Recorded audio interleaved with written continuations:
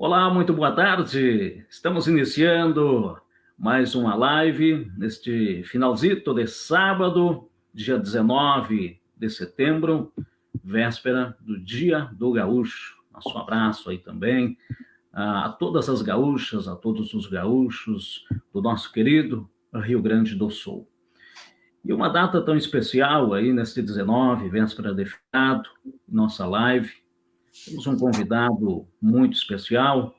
Aliás, assim como já estivemos aí nos últimos dias, aí vários convidados aí que estiveram nos dando o prazer da participação, trazendo as suas experiências para a gente aqui para Santa Maria, através desta live. Tivemos o prazer de ter ex-ministro Fernando Haddad, tivemos o prazer de ter aqui também a participação, a experiência da nossa sempre presidenta da República, Dilma Rousseff. Tivemos o prazer de ter nosso ex-governador Olívio Dutra. E hoje, que prazer a gente poder estar aqui no mesmo quilate, né, de experiência do nosso Partido dos Trabalhadores, ter essa grande figura pública que enche de orgulho o nosso Rio Grande, nosso estado e o nosso país, com a sua belíssima conduta que tem servido aí de balizador para muitos de nós aí que vem acompanhando uma outra geração.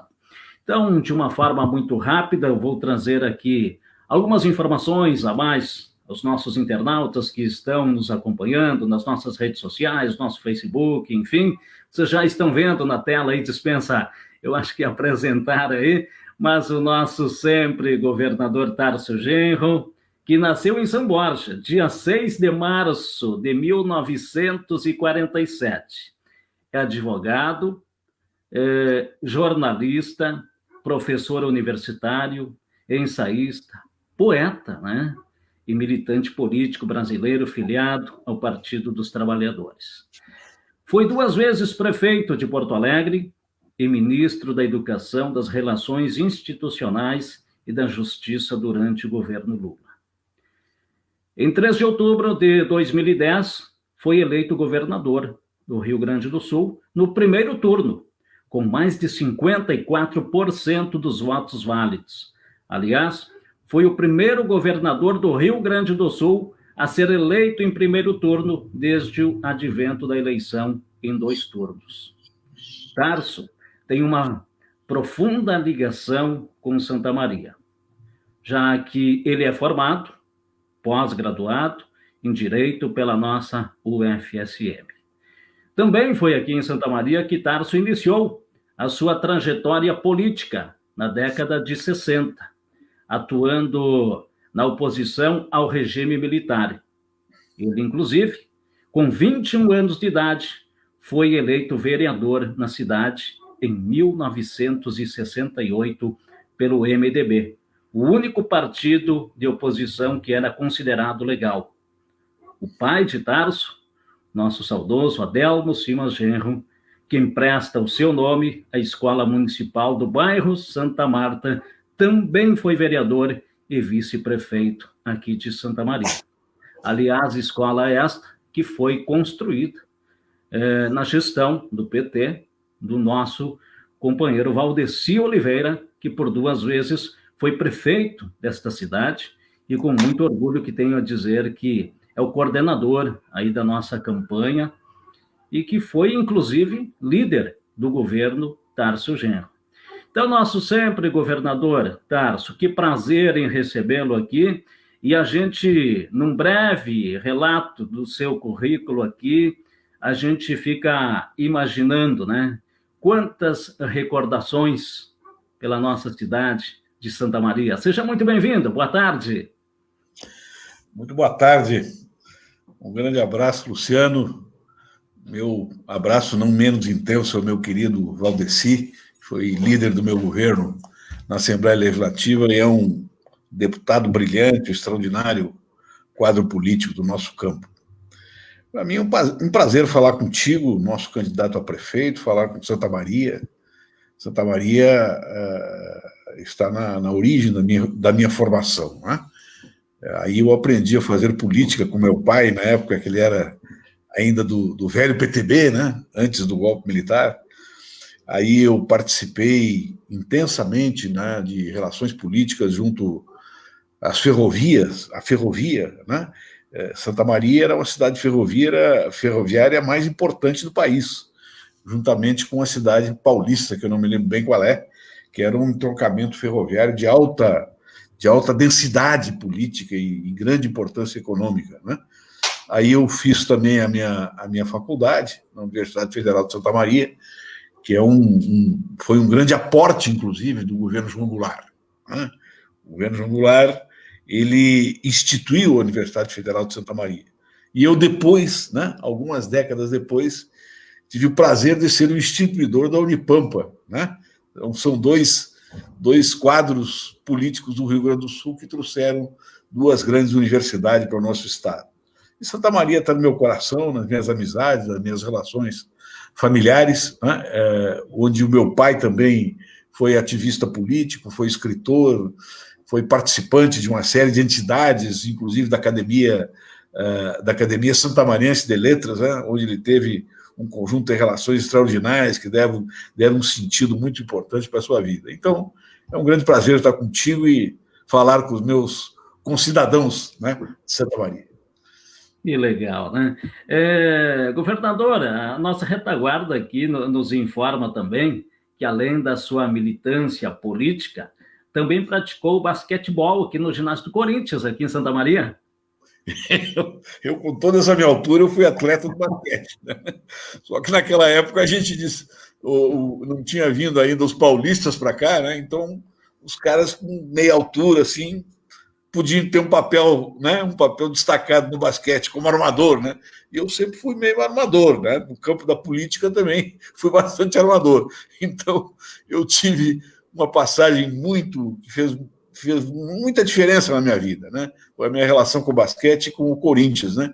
Que naquela época era o time mais importante do Rio Grande do Sul, mais importante que todos os times de Porto Alegre, inclusive, né? E isso aí foi uma coisa muito educativa e toda uma geração, né, se socializou e fez um conjunto de amizades a partir da relação com o nosso Corinthians Atlético Clube, né? Governador, o senhor falou aí do início da sua trajetória política, lá em 60, aonde muitos, né, e com muito orgulho ter o senhor aqui, que também sempre em defesa da democracia. Mas nesse período, um momento difícil, né, para a política, né, no momento de ditadura, enfim. Qual é o comparativo que o senhor faz hoje da política dos anos 60 para o momento atual, principalmente os jovens que estão nos acompanhando agora, e também esta situação que nós estamos aí no momento de democracia, mas, ao mesmo tempo, um governo federal que parece que tem um alto desapego pela democracia. O balanço que o senhor faz para a gente aí. O meu balanço é um balanço um pouco pessimista do que está acontecendo no Brasil, né? Eu sou originário de uma geração de ativistas políticos, né, militantes políticos, que vem desde a época do regime militar. Dentre eles, aí em Santa Maria, vários companheiros que percorreram a trajetória comigo, e depois muitos me acompanharam e me acompanham até hoje, né?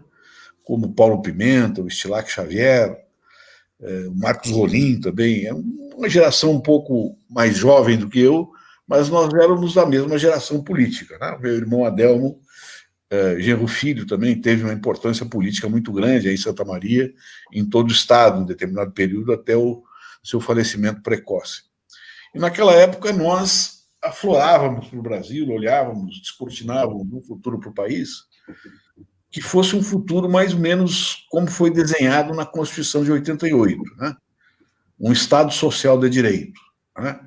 Onde as nossas ideias mais avançadas ou menos avançadas convergiram de toda essa relação para aquele pacto constituinte que teve uma grande importância política para colocar o Brasil, né, no centro das nações democráticas civilizadas. E hoje nós vemos um desgaste, uma agressão completa a esse pacto, né? Nós temos um presidente da República que é negacionista, que é contra a ciência, que intervém de maneira arbitrária nas universidades, sem o menor respeito ao corpo docente, discente, né? É um presidente da República que tem uma postura de servilismo em relação aos Estados Unidos, acabou com aquela política externa diversificada e democrática que o Brasil tinha na época que o Celso Amorim era nosso ministro das Relações Exteriores, e nós tínhamos um prestígio muito grande. Eu sempre viajei muito, né? Sempre fui convidado em diversas oportunidades para dar aulas em universidades do exterior, para participar de congressos intelectuais, de debates sobre filosofia, sobre ciência política, e dar aulas até em universidades fora do país, na Europa e na própria América do Sul. E hoje o prestígio do nosso país é um prestígio de um país degradado, né? Porque, ainda que por métodos democráticos, mas profundamente manipulados, chegou ao governo uma pessoa que não respeita a Constituição, que não respeita os adversários, que não respeita a ciência, né? Que não respeita as mulheres, que não respeita as crianças, que tem uma postura absolutamente autoritária, né? E desaforada em relação a todo o sentimento popular, que não compreende, né, as suas posições, que não apoia as suas posições. Isso levou a uma degradação da política, né? Veja que essa degradação da política chegou a um tal ponto que hoje a grande maioria dos governadores que foram eleitos, né, foram eleitos por esta corrente de opinião política que o presidente representa hoje, ou estão indo para a cadeia, né, ou terminaram seus mandatos de uma maneira fracassada, ou estão sofrendo um processo de impeachment, né, ou não estão respondendo, né, minimamente às suas responsabilidades como governador, não estão defendendo seus estados, inclusive, das próprias agressões econômicas e políticas que recebe da União Federal. Eu lastimo que Santa Maria tenha, inclusive, compartilhado desse episódio, né? Ou seja, de degeneração da política, como ocorreu, né, durante esse último período. Mas eu tenho certeza que nessas eleições municipais nós vamos recuperar, né, aquela visão moderna, democrática, agregadora, que representaram, né, os governos, particularmente os governos do presidente Lula, né, e que os nossos governos representaram aqui no estado do Rio Grande do Sul. É necessário que nós façamos um esforço muito grande para eleger prefeitos em muitas cidades, eleger bancadas fortes de vereadores, para que nós oxigenemos a democracia aqui no Rio Grande do Sul. O Rio Grande do Sul está muito dividido, está muito tensionado, porque essas agressões que vêm do centro do país, eles geram um sectarismo que às vezes se prolifera, inclusive de parte a parte, né? E que envenena a vida política, a vida social, a vida das famílias, as relações de amizade, né?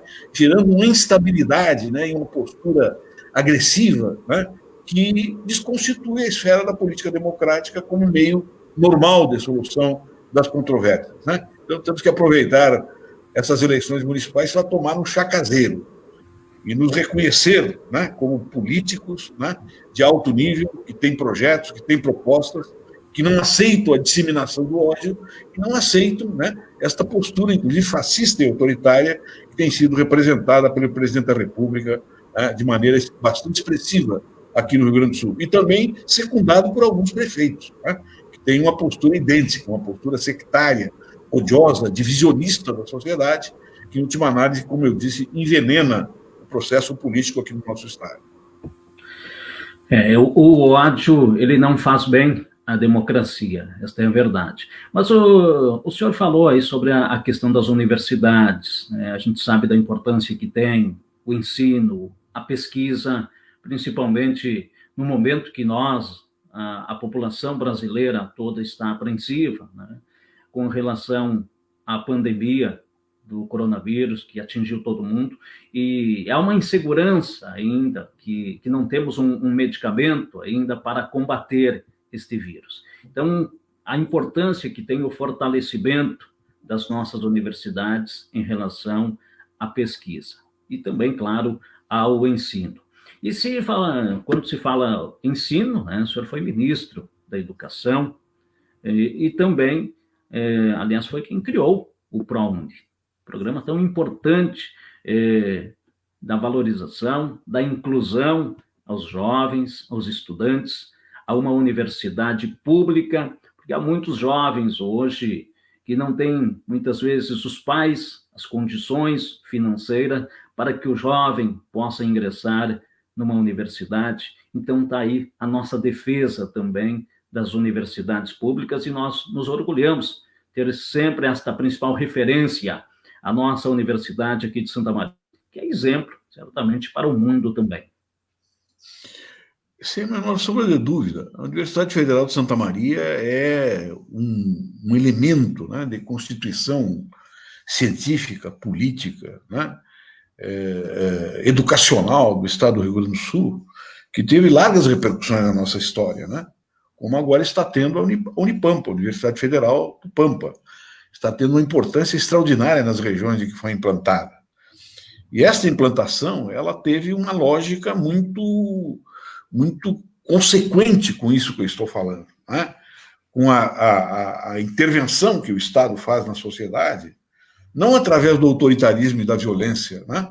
Ou de palavra de ordem, né? Ou de estímulo ao ódio, mas uma intervenção que o Estado faz na sociedade para desenvolver a ciência, para desenvolver novas tecnologias, para aprimorar o sistema de ensino, para criar, né, um manancial de profissionais liberais de alto nível que possam servir à sociedade e possam servir ao Estado também, à medida que vão fazendo concursos públicos para entrar no Estado, e agregar valor à vida na sociedade civil e à vida produtiva do Estado do Rio Grande do Sul. Esta é a função da universidade.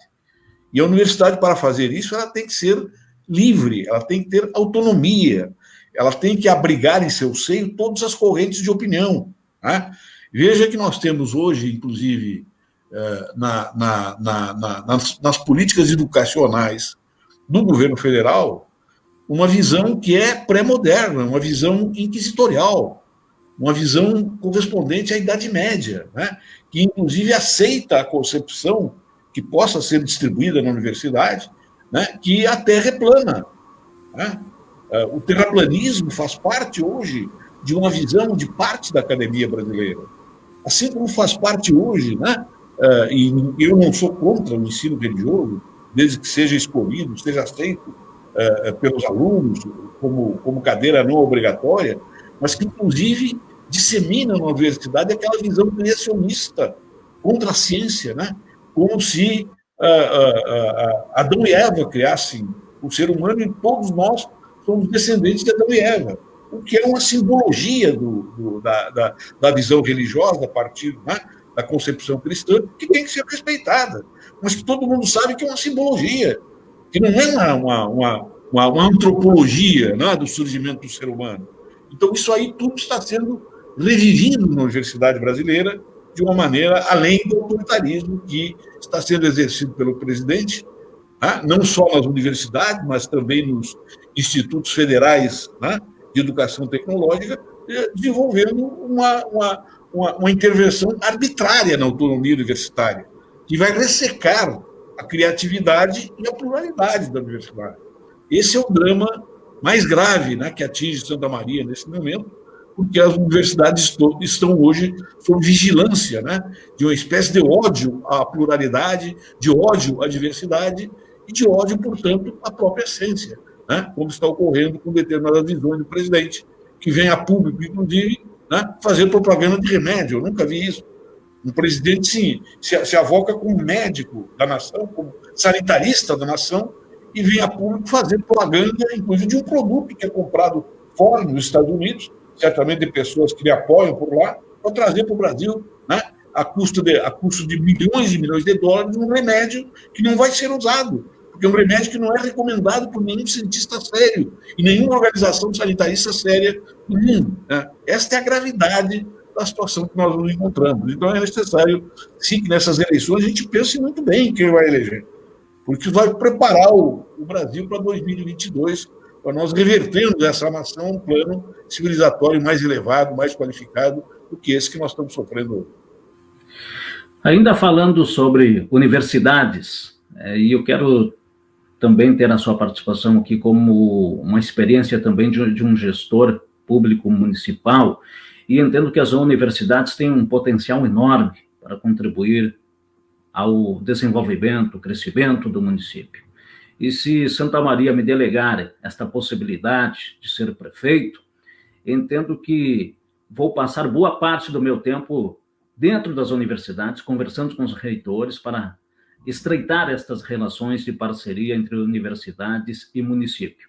Eu lhe pergunto, com a sua experiência, de que forma a gente pode consolidar, estreitar mais esta relação entre universidades e municípios para que se possa realmente repassar tudo isso à comunidade?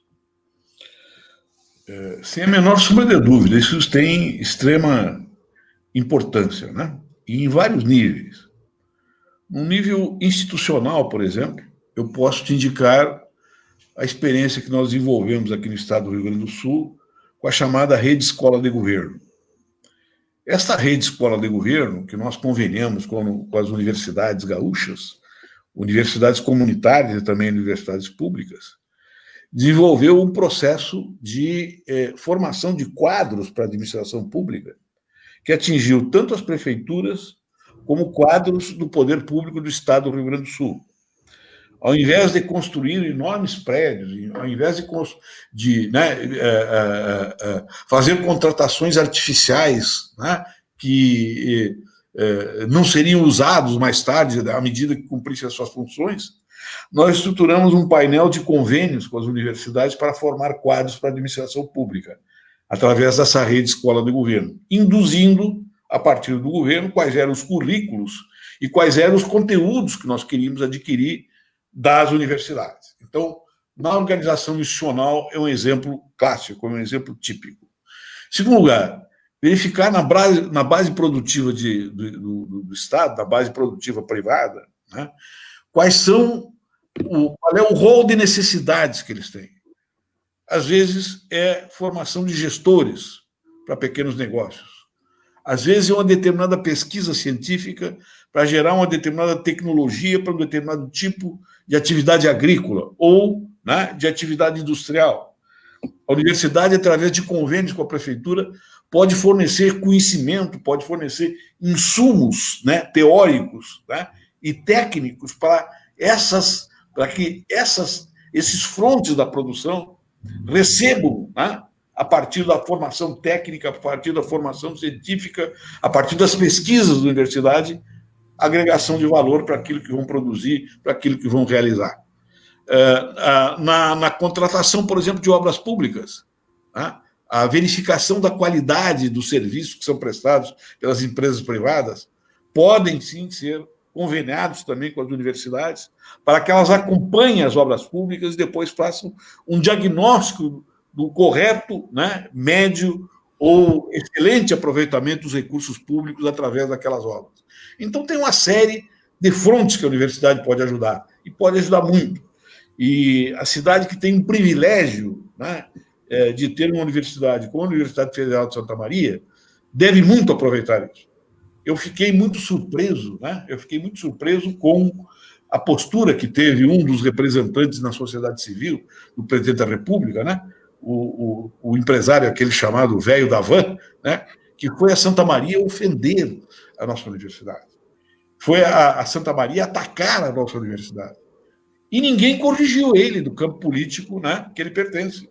Ao invés de dizer, não, nós somos do seu campo político, nós apoiamos o presidente da República, tudo bem, faz parte da democracia, mas isso que o senhor está dizendo aqui é um absurdo. Não, pelo contrário, ficaram humilhadamente quietos, indiferentes, né? Conestando, né, uma figura como aquela, que é uma figura, inclusive, que me parece até meio doentia psicologicamente, né? Porque as coisas que ele faz no plano da política são tão absurdas que chegam a um nível de responsabilidade que sai, né, num nível mental aceitável, como essa agressão que ele fez à universidade.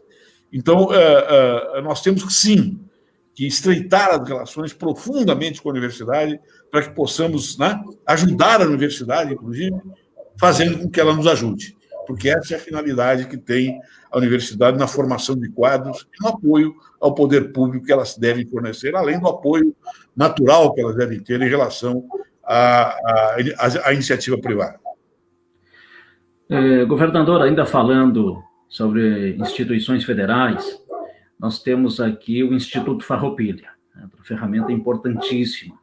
E nós estamos mobilizados, estamos criando uma grande frente de trabalho, de luta aí para trazer o campus do Instituto Farroupilha para Santa Maria. A exemplo que temos hoje, aqui próximo a Santa Maria, em São Vicente do Sul, e é o nosso desejo, é a nossa vontade, e boa parte da sociedade santamariense, juntamente com os profissionais do Instituto Farroupilha aqui, estamos mobilizados e queremos contar também com a sua ajuda para que possamos consolidar este sonho, que não é um sonho apenas nosso, mas da população santamariense. Podem contar, eu acho que esses pleitos são pleitos pluripartidários, em que está acima das disputas entre os partidos políticos e ser uma demanda da sociedade civil. Né? Eu não sei se tu estás lembrado, no primeiro ano do meu governo aqui do estado, eu chamei todos os governadores, 80% deles participaram, todos os governadores que tinham governado como titulares do estado do Rio Grande do Sul, para que nós iniciássemos uma discussão sobre a dívida pública do estado e fizéssemos um documento que foi remetido naquela época à presidenta Dilma, para que reestruturássemos a dívida pública, o estoque da dívida pública do Rio Grande do Sul. E quando saímos do governo, nós diminuímos a dívida pública do estado, a dívida com a União, em 23 bilhões de reais. Nós diminuímos, o nosso governo diminuiu o estoque da dívida pública do estado do Rio Grande do Sul. Uma coisa que foi escondida, né, pela imprensa dominante daquela época, porque, na verdade, esta mesma imprensa tinha publicado que esta questão tinha sido resolvida, e isso era uma inverdade, na época do Brito, naquele acordo com o Malan. Né? Foi uma coisa que nós temos no nosso governo e que teve uma importância extraordinária, mas que depois foi perdida. Né? Tudo já foi perdido, porque o Estado parou de pagar a dívida, parou de cumprir com seus compromissos com a União, e tudo foi acumulando, e aquilo que nós deixamos de saldo já foi gasto, já foi, inclusive, aumentado, foi agregado na dívida do Estado do Rio Grande do Sul, os dois governos que sucederam o nosso. Isso que eles disseram naquela época, que eu tinha quebrado o Estado. Né? Eu tinha reduzido 22 bilhões, e eles agora praticamente duplicaram o estoque da dívida nesse período de alguns anos que eles estão governando, né, o Estado do Rio Grande do Sul.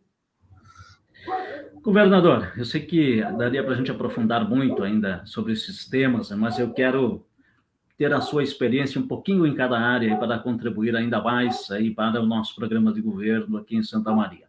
Quero trocar uma ideia um pouquinho com o senhor sobre saúde. Hoje, uma data que nós comemoramos 4 anos da inauguração do Hospital Regional aqui de Santa Maria. Lá em 2014, a sua gestão como governador, eu lembro de ter assinado um convênio entre o Hospital Universitário, a IPSER, para que pudesse fazer o gerenciamento do Hospital Regional. Bom, neste interim assumiu uma outra gestão, o governo Sartori, com uma outra visão, e acabou, infelizmente, não levando esta possibilidade adiante deste convênio, e fez um convênio aí com o Instituto de Cardiologia, aí de Porto Alegre. Na realidade, o que nós temos hoje, apenas 50 leitos disponíveis, em pleno período de pandemia, mais de 150 leitos que poderiam estar em pleno funcionamento nesta época difícil que passamos. Inclusive, na semana passada, Santa Maria entrou na bandeira vermelha, em razão da falta de leitos de UTIs, né, para a Covid, e estamos numa situação realmente difícil.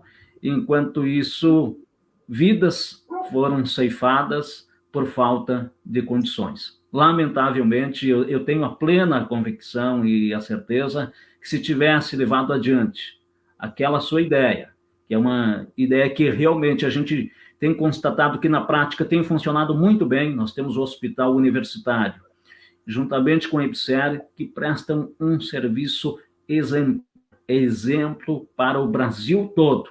E, lamentavelmente, que pena que nós não temos este exemplo no Hospital Regional, 4 anos hoje de inauguração. É lamentável, né? Mas eu às vezes até reluto em dizer, né? Mas todos os programas fundamentais que nós instituímos aqui no Rio Grande do Sul, eles foram arrasados por esses governos que estão aí. particularmente pelo governo que me sucedeu. Este governo atual está enfrentando essa dificuldade brutal da pandemia. A gente tem que ser um pouco mais tolerante com ele, né? Não tolerante no sentido de achar que ele fez bem em ser o apoiador do Bolsonaro, que ele está colhendo o que ele plantou, o apoio que ele deu ao Bolsonaro. Mas ser tolerante com a grave situação que o Estado está passando e nos unificar, inclusive, com as políticas do governador, quando o governador está defendendo realmente o interesse público, como no começo ele defendeu, né, fazendo o isolamento, né, o isolamento horizontal, o isolamento horizontal e vertical, né, que ele propôs e que fez muito bem, e depois foi cedendo, né, foi cedendo os anéis e, no fim, cedeu os dedos. Mas eu vou dar o exemplo de alguns programas. O programa Mais Água, Mais Renda, que nós fizemos para os agricultores, né, aumentando, quase que duplicando a área irrigada do Estado. Ele terminou. O programa da agricultura camponesa, que nós pegamos todos os agricultores endividados, que não podiam estar mais no Pronaf, e refinanciamos as pequenas dívidas que eles tiveram, com juros negativos, e colocamos eles a trabalhar novamente nas suas pequenas propriedades. E eu não estou te enxergando aqui, Luciano, não sei se tu estás me ouvindo, certo? E colocando eles em atividade produtiva novamente, né?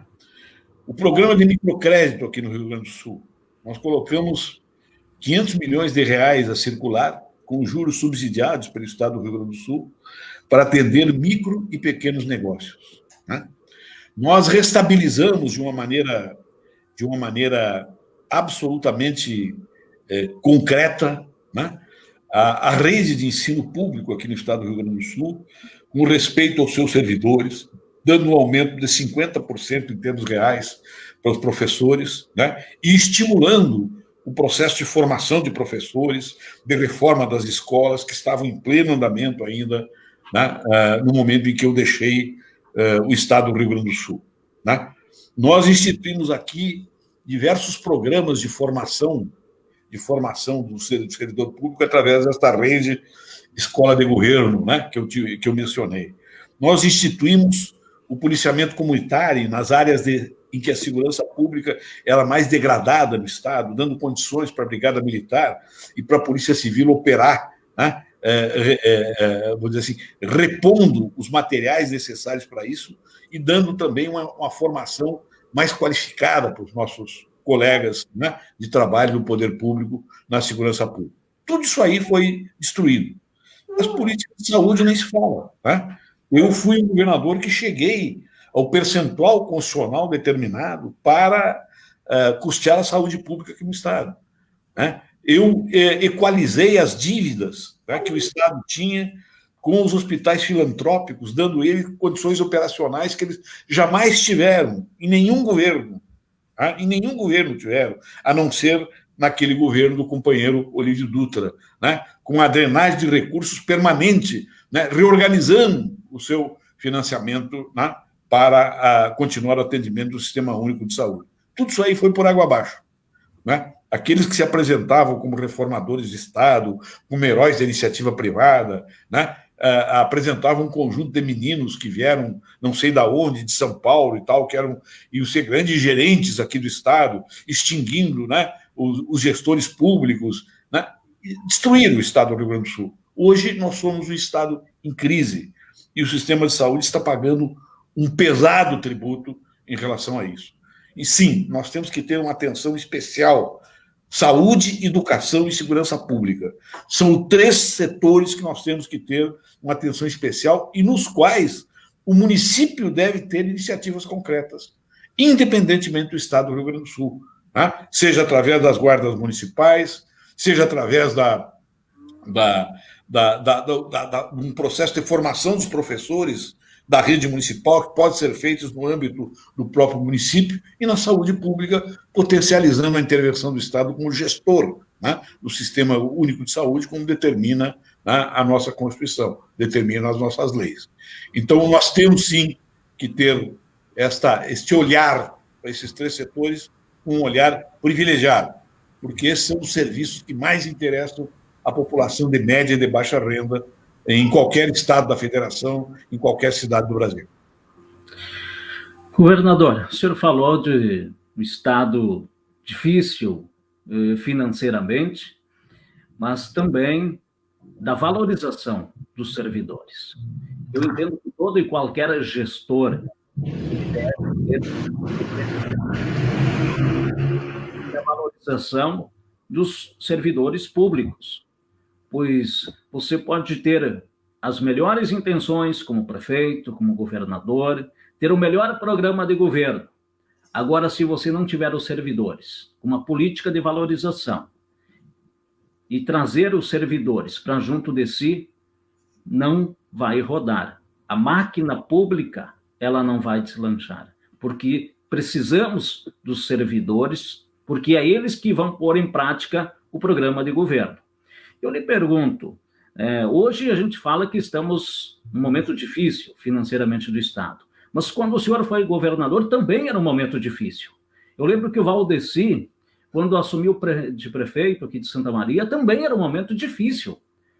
Na época, tinha 5 folhas dos servidores em atraso, um município sem crédito para nada. Eu lembro que o próprio Valdeci dizia, Santa Maria não tem crédito para comprar um palito de fósforo. E em menos de um ano, em 6 meses, Valdeci conseguiu colocar toda a folha em dia e nunca atrasou sequer um dia o salário dos servidores. A exemplo do senhor como governador. Como o senhor faria hoje na condição de governador com esta realidade que nós temos aí os servidores recebendo pingado e a desvalorização dos mesmos? Nós vamos chegar no fim do ano na tempestade perfeita, né? Com os efeitos brutais da pandemia, de uma parte, e com os efeitos brutais do péssimo manejo econômico que está sendo feito pelo governo federal. Então, vai ter um momento de pinça que vai estrangular o governo do Estado, o governo federal e os governos municipais. Também vão sofrer muito. Então, como é que nós temos que fazer para resolver essa questão? Eu tenho dito aos meus companheiros candidatos a prefeito que eles têm que prestar atenção no cenário internacional. Hoje, não há nenhuma questão local importante que não seja também um problema global. A questão ambiental é um problema global. A questão do emprego e da atividade é um problema global. A questão da feminilização da mão de obra e a questão dos direitos da mulher é um problema global. Então, todos os problemas, a questão do tratamento, né, dos resíduos sólidos é um problema global. A questão da utilização, né, daquilo que é descartável, né, e que não é matéria orgânica para utilização de atividades econômicas é um problema global. Então, como o Brasil hoje está sendo muito mal visto no cenário internacional, cidades como Santa Maria, cidades médias como Santa Maria, como Passo Fundo, como Pelotas, que são, na verdade, cidades grandes aqui no Rio Grande do Sul, para o tamanho das nossas cidades, tem que prestar atenção nesse cenário e saber buscar recursos lá fora. Centenas de organizações não governamentais e centenas de agências públicas de estados nacionais e de organizações regionais de colaboração vão estar olhando para o Brasil com muita pena e com muita atenção. Por que eles vão estar olhando para o Brasil? E particularmente para o Rio Grande do Sul? Porque aqui eles conheceram a experiência de Porto Alegre. Eles conheceram a experiência do Fórum Social Mundial. Eles conheceram os trabalhos que nós realizamos nestas áreas, inclusive, que eu estou mencionando, e que é um fronte de valorização da sua atividade enquanto organização não governamental, enquanto agência de colaboração, né, bilateral ou multilateral, dependendo da circunstância. Então, eu pergunto o seguinte, quer dizer, um aporte de $200 mil para um determinado projeto, né, de formação profissional, ou um projeto de de controle ambiental numa determinada região, ou de valorização do trabalho da mulher, de formação da mão de obra feminina para um determinado setor, né? Ele, colocado dentro do Brasil, ele não tem muito valor. Porque $200 mil para um país continental não é nada. Agora, $200 mil para um projeto numa determinada cidade, bem manejado, bem organizado, ele pode fazer uma diferença extraordinária. Então, se eu tivesse que ter dado uma sugestão, eu acho que deveria, desde logo, preparar para ter... Eu formei, né, como prefeito de Porto Alegre, a Secretaria de Relações Internacionais e de Captação de Recursos. Né? Eu trouxe mais de $100 milhões de fora para aplicar em Porto Alegre, inclusive aqui na Terceira Perimetral. Isso aí fui eu que trouxe, meu governo, nosso governo, da Frente Popular que trouxe. Né? Então, organizar um comitê com uma pessoa preparada, estabilizada, para buscar estes recursos internacionais. Né? Que são recursos que são pequenos, que essas agências dispõem. Né? Tem, por exemplo, uma ONG do milionário, aquele Jorge Soros, né? Que ficou com a consciência culpada porque quebrou a Libra aquela vez e fez uma fortuna, né, extraordinária. Hoje ele tem uma organização não governamental de ajuda, né, a países e a cidades, particularmente, e a regiões que podem apresentar determinados projetos que ele financia a fundo perdido. Né? Esse é apenas um exemplo. Tem dezenas de exemplos para saber buscar esses recursos no exterior e aplicar esses recursos de uma maneira parcimoniosa, organizada, detalhista, tecnicamente qualificada nas cidades. Esta vai ser a forma, no próximo período, de fazer a diferença.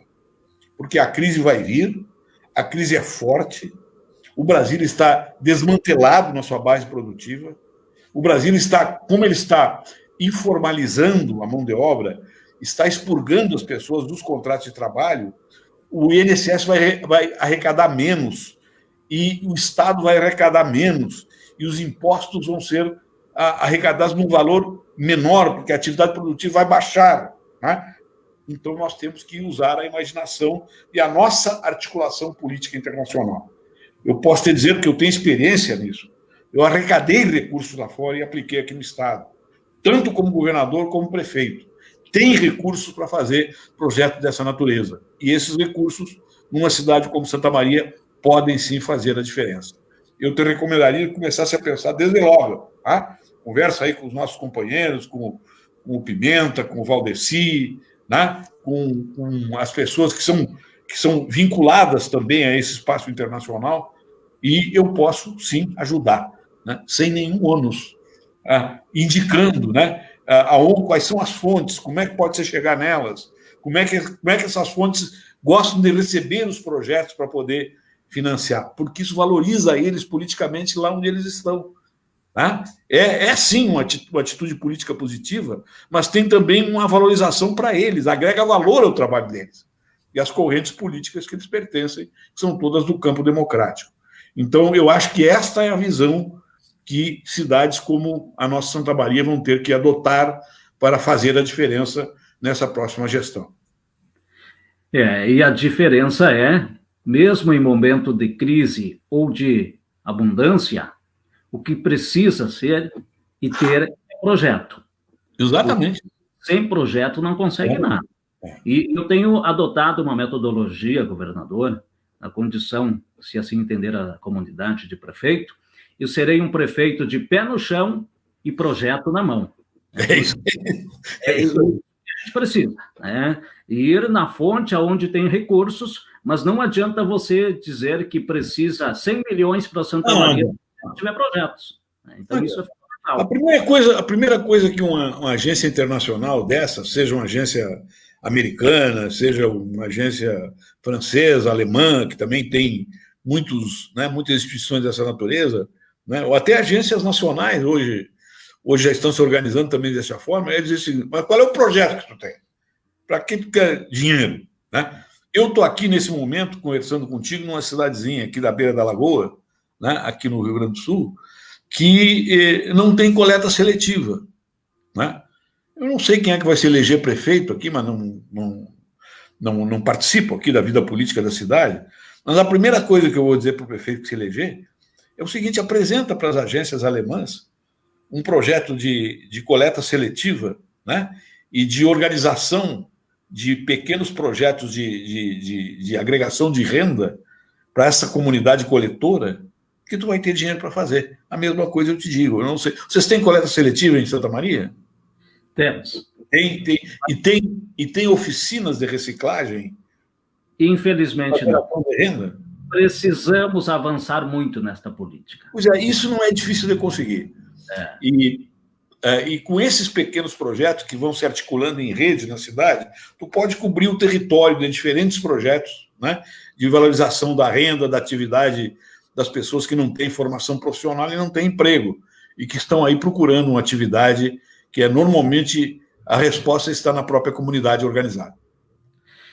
Olha, governador, eu estou preocupado com o relógio aqui que vai marcando, nos empurrando contra o tempo, e tinha tanta coisa para lhe perguntar aí, mas eu preciso e sei que posso contar da sua ajuda numa outra grande luta da cidade. O senhor falava muito em projeto e falamos da importância de projetos. E eu lembro que o senhor, na época, iniciou o projeto da duplicação da nossa 509, a faixa de Camobi, que depois o governador, posteriormente, concluiu esta obra. Que bom. Agora, nós estamos numa grande... Uma das obras que eu comecei que ele concluiu, né? É verdade. Mas a outra grande luta nossa agora é com a 287. Tem a possibilidade de duplicação, que é a nossa ligação dos municípios de Santa Maria e toda a região para a capital, onde se tem um grande movimento. Mas, lamentavelmente, governador, o nosso trecho da faixa nova de Camobi, da ligação da base aérea da nossa universidade com a 158, que liga o centro da cidade, 9 quilômetros ficou fora do projeto. E a nossa grande luta para que a gente possa incluir esses 9 quilômetros neste projeto. Porque, senão, a comunidade de Santa Maria vai pagar uma conta alta dos pedágios, que eu estava somando aqui, hoje nós pagamos R$ 18,40 para se deslocar de Santa Maria a Porto Alegre. Com os futuros novos pedágios, nós iremos pagar de R$ 70 a R$ 80 reais. Ficarmos fora deste projeto é quase que inaceitável. Então, nós estamos criando uma grande frente, o Valdeci tem sido aí um grande companheiro nosso, juntamente com o Pimenta, já tem levado esta pauta, vai promover uma audiência pública junto à Assembleia Legislativa, e nós precisamos do apoio e esforço de todo mundo para que a gente possa incluir a faixa nova neste projeto. Muito bem. Contem comigo naquilo que estiver ao meu alcance, né? E desejo que tu faças uma boa campanha. Santa Maria merece um prefeito com a tua estatura. É uma cidade que tem um enorme potencial econômico, político, cultural com a nossa universidade, e merece ter um prefeito que não seja da Idade Média, né? Como parece ser o prefeito que vocês têm atualmente, né? E, sobretudo, né, que saiba dialogar com todos os setores da sociedade, respeitar a pluralidade e afirmar o projeto democrático moderno que está inscrito na nossa Constituição de 88. Um grande abraço para ti, felicidades. Dá um abraço para o meu querido Valdeci aí, que nos proporcionou esse contato. Eu queria, governador, do senhor fazer o fechamento aí, de deixar uma mensagem para todos os nossos militantes. Nós somos o maior partido aqui de Santa Maria, com mais de 7 mil filiados, né? Nosso companheiro Paulo Pimenta, é o nosso presidente estadual do partido, Cid Cardoso, é o presidente municipal, e temos também essas duas grandes lideranças que nos orgulham aqui, entre tantos, Valdeci e Pimenta. Gostaria da sua mensagem, então, para todos os nossos militantes, e a mensagem para todos nós, povo santamarense, do Brasil inteiro, que possamos passar este momento difícil de pandemia, que possamos juntos, cada vez mais, defendermos a esta importante bandeira da saúde, que é o SUS, o qual hoje, 30 anos do SUS, e que nós temos que se orgulhar. Imagina, meu governador, num momento de pandemia que estamos passando, se não tivéssemos o nosso SUS, que seria da nossa população? Então, a sua mensagem para toda a nossa população aí. Eu vou fazer uma comparação que o nosso pessoal militante vai entender bem, né? Tem determinados fatores políticos que influem no futuro, independentemente da nossa previsão ou vontade, que são elementos que têm que ser potencializados. Por exemplo, na questão nacional, tem vários elementos que podem influir, né? Um deles, por exemplo, é nós dar uma acompanhada na eleição americana e torcer para o Trump perder, né? Isso aí vai influenciar no destino do Brasil.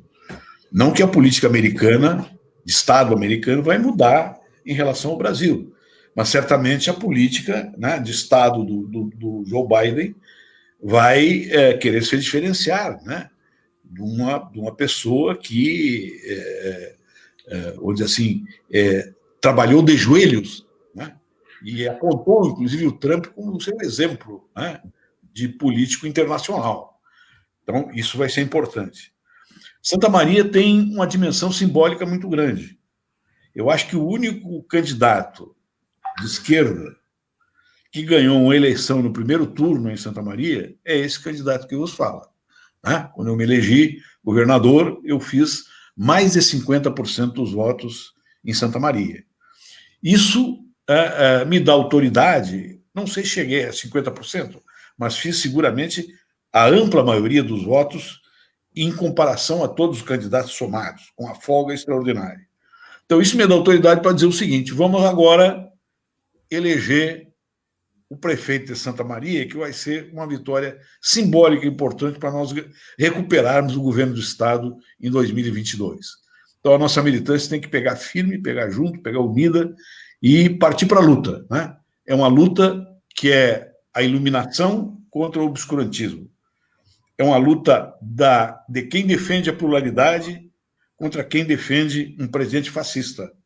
É uma luta de quem defende a inteligência e a academia contra aqueles que são medievalistas e inquisitoriais em relação à universidade. E é isso que eu desejo, né, que desperte a nossa atividade militante, a nossa organização política, e a gente vá para as redes, e se for o caso, não sei se vai dar, acho que não vai dar, mas se for o caso, para as ruas também. Mas as ruas hoje estão bordadas pelas redes. Então, vamos fazer uma grande campanha e ganhar essa eleição. Um grande abraço a vocês. Muito obrigado. Então, nós queremos encerrar a participação e pedir ao meu governador que o senhor deixe a sua agenda reservada para os 2 convites especiais que eu farei questão de entregar em mãos. Primeiro, se Deus quiser, juntamente com toda esta militância, toda a comunidade santamariense que espera uma renovação, estaremos assumindo a Prefeitura de Santa Maria. O senhor será um dos nossos convidados especial para a nossa posse. E o outro compromisso que eu quero que fique reservado na sua agenda para comparecer aqui, porque o senhor também fez parte dessa construção, juntamente com Pimenta, Valdeci e outros tantos, que é a inauguração da travessia urbana da nossa cidade, que, se Deus quiser, no início do ano estaremos inaugurando. Então, já reserva essas 2 datas na sua agenda aí, meu governador. Muito obrigado. Um grande abraço, saúde, e vamos nos cuidar. Temos que sobreviver, e temos que sobreviver à pandemia e ir ainda muito longe para restaurar a democracia, a justiça social, né, o emprego e o trabalho aqui no nosso Brasil. Um abraço a vocês. Muito obrigado. Assim nós encerramos, então, mais uma live aqui em nossas redes, agradecendo a participação de todos vocês que estiveram nos acompanhando em mais um final de tarde de sábado, em véspera de feriado, dia 20 de setembro, dia das gaúchas, dia dos gaúchos. Agradecemos a todos que lutaram em defesa do nosso querido Rio Grande do Sul. Assim desejamos a todos uma excelente noite, um ótimo final de semana e até uma próxima oportunidade, se Deus quiser. Beijo no coração de todo mundo. Tchau. Valeu.